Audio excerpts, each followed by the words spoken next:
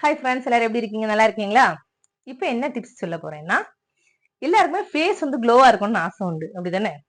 அப்படி இருக்கிறவங்க நான் சொல்ற இந்த டிப்ஸை ஃபாலோ பண்ணுங்க. ஓகே, முதல்ல அலோவேரா ஜெல் எடுத்துக்கோங்க.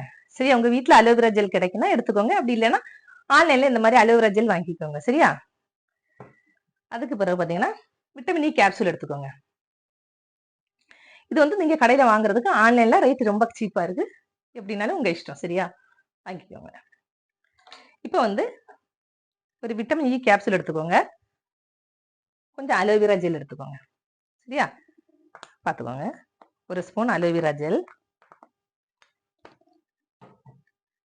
ஒரு விட்டமின் இ கேப்சூல். சரியா? ரெண்டும் என்ன பண்ணுங்க, நல்லா மிக்ஸ் பண்ணுங்க.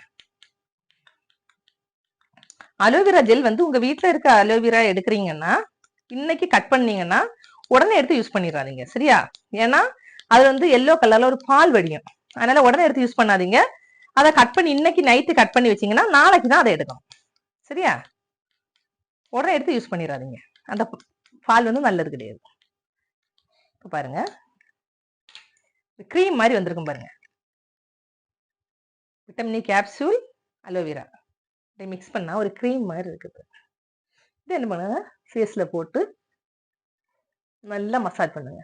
சரியா? மசாஜ் பண்ணிட்டு ஒரு 5 to 10 மினிட்ஸ் கழிச்ச பிறகு ஃபேஸை வாஷ் பண்ணுங்க. இதை ரெகுலரா பண்ணிட்டு வாங்க. உங்க ஃபேஸ் எவ்வளவு க்ளோவா இருக்குன்னு பாருங்க. சரியா? என்னோட டிப்ஸ் உங்களுக்கு பிடிச்சிருக்குன்னா என்னோட சேனலை லைக் பண்ணுங்க, ஷேர் பண்ணுங்க, சப்ஸ்கிரைப் பண்ணுங்க. தேங்க்யூ.